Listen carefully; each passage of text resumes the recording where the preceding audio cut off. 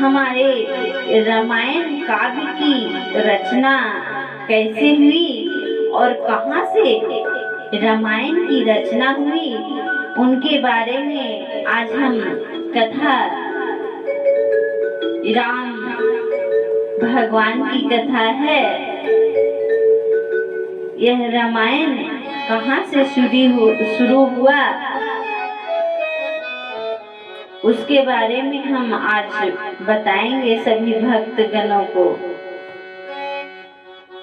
मानिषाद प्रतिष्ठान स्वागमा स्वस्तो सभा आपुण्य चा मिथुनादे काम वधो काम मोहिता।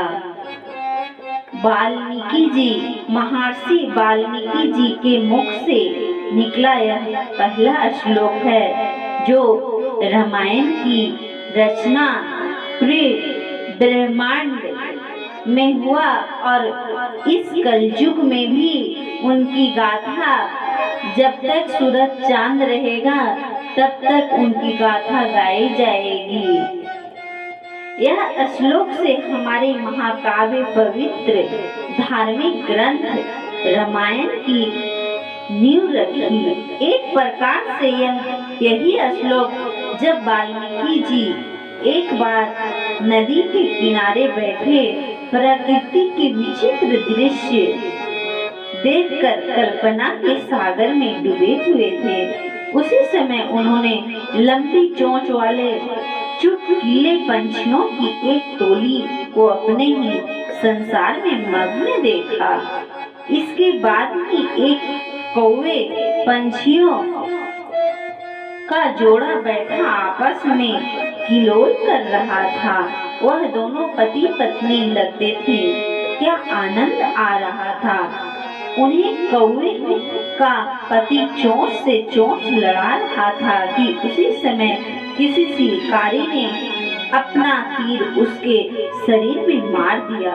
बस यह तीर लगते ही वह बेचारा अपनी पत्नी से जुदा होकर धरती पर गिर पड़ा और तड़पने लगा।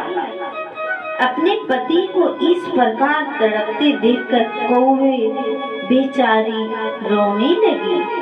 उसकी आंखों में आंसू बहने लगे। दूर बैठे कविवर यह दर्द भरा दृश्य अपनी आंखों के सामने न देख सके। उनके मन में पीड़ा हुई और उनके मुख से एक श्लोक निकला। भानिषाद श्लोक के रूप में बाहर निकली। वही था कवि जो दूसरे के दुख को देखकर तड़प उठा। जब वह गम कवि जी से सहन न हुआ तो उन्होंने अपने शिष्य भरद्वाज से कहा, भरद्वाज, मेरे शौक पीड़ित हृदय से वीणा की लय से गाने योग्य 4 पदों और समान अक्षरों का वह वचन निकला। बोले राम भगवान की जय।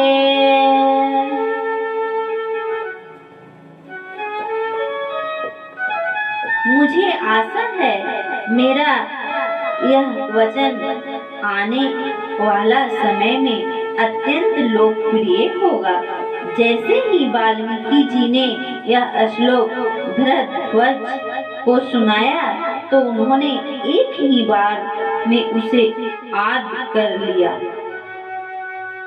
दोनों गुरु चेला सुबह शाम ये गाते रहते थे। इसमें कितने दर्द था, पीड़ा थी। उस बेचारे पंछी की मृत्यु का मात्र कारण उस शिकारी का लालच था। कितने दिन तक वाल्मीकि जी उदास अपनी कुटिया में पड़े रहे। दुखी मन उन पर बोझ बन गया। वे दोनों इसे धुन में मग्न चले जा रहे थे कि उनका ध्यान अपने श्लोक के अर्थ पर गया।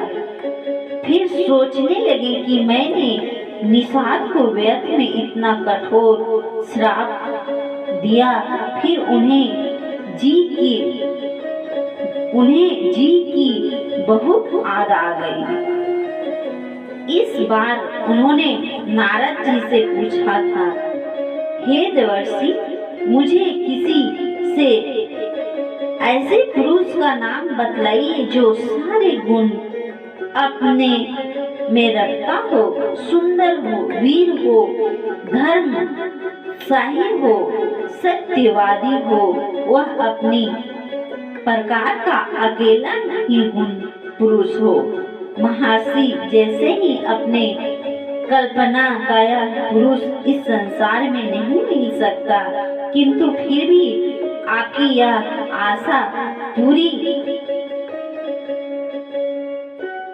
होकर रहेगी, क्योंकि इस पृथ्वी पर उस गुणी पुरुष ने राजा दशरथ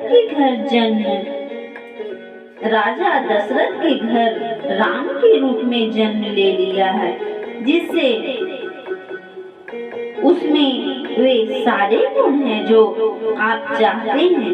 नारद जी ने तो यह संक्षिप्त में राम की पूरी कथा सुना दी थी।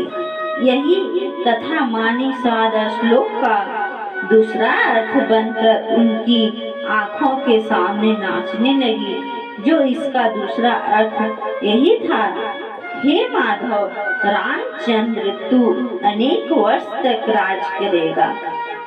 महाकवि वाल्मीकि जी तो जातिवाद का पाठ करते करते दीवाने हो गए थे। एक देवी सरस्वती को उनकी हालत पर दया आई तो उन्होंने अपने पिता ब्रह्मा जी से कहा, आप ही उस महाकवि को कुछ कीजिए, नहीं तो वह पागल हो जाएगा। उस समय स्वयं ब्रह्मा जी ने महर्षि को दर्शन दिए और बोले, हे महर्षि, आप क्यों दीवाने हो रहे हैं? इस प्रकार तो आप इस संसार से दूर चले जाएंगे, यह जीवन आप पर बोझ बन जाएगी। मानिसात का अर्थ और भी तो हो सकता है। आप यह क्या कर रहे हैं भगवान?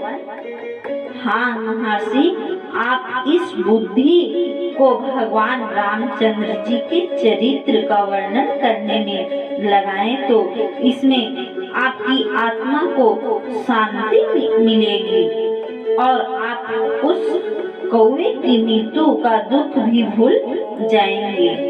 आपकी आज्ञा पालन करना तो मेरा कर्तव्य है भगवान।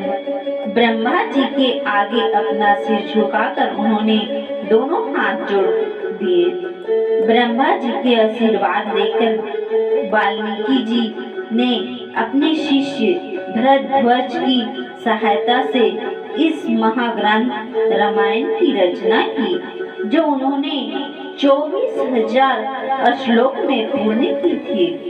इस प्रकार से आदि कवि वाल्मीकि जी उस कौवे की मृत्यु का गम भूलकर रामायण की पूर्ति में लगे रहे।